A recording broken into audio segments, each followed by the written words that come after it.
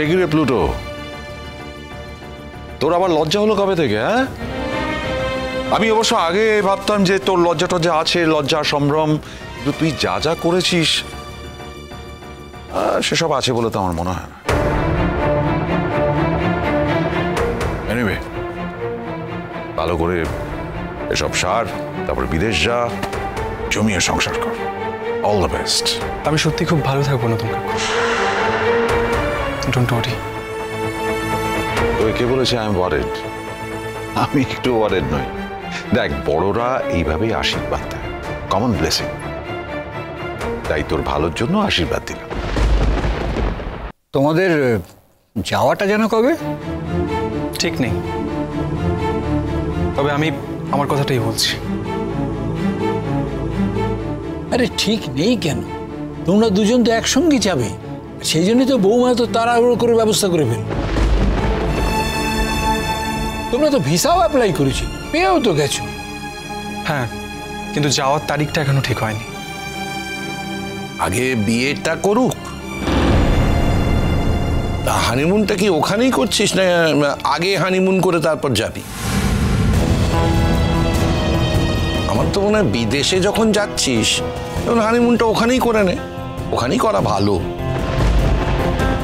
আরে আমরা তো গার্জেন, কি করবে না করবে সেটা একটু বলো টলো আগে থেকে।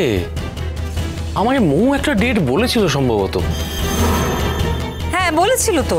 তোমরা সবাই এমন ভাবে ঘিরে ধরছো ওকে, এখন লজ্জা পেয়ে যাচ্ছে।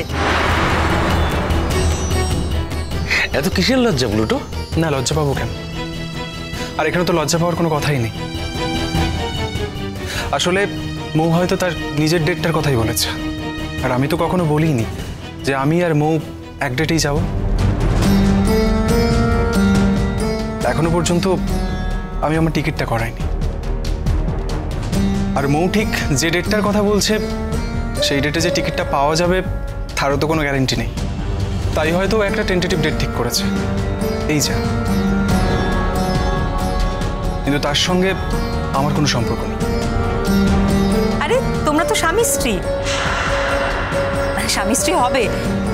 তুমি এমন ভাবে কথা বলছো যেন তোমরা দুজন সহপাঠী।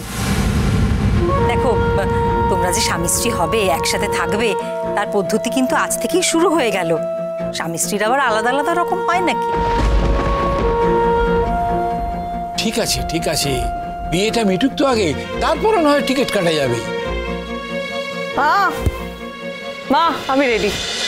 মা কি সুন্দর লাগছে। এই দেখ সবাই এসে গেছে। ও মা, তোমরা চলে এসেছো? না এসে আর উপায় কি মা? আশীর্বাদটা যখন করতেই হবে আজকে, তখন আর না এসে উপায় কি? আসতে তো হবেই।